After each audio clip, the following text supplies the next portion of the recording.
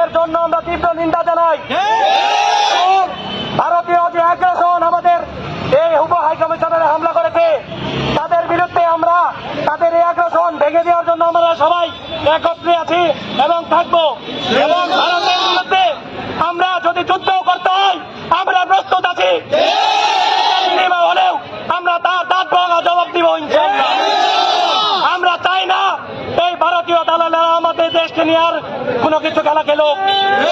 ছাত্র সমাজ এই তাদের এই হিংসাত্মক যে মনোভাব, সেটার বিরুদ্ধে জাগ্রত আছে। এর জন্য যদি আমাদের ছাত্র সমাজকে আবার দাঁড়িয়ে যেতে হয় এবং যুদ্ধ করতে হয়, আমরা সকলে প্রস্তুত আছি।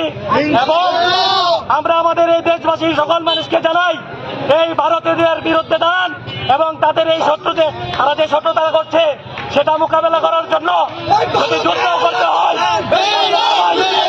করতে থাকি। এবং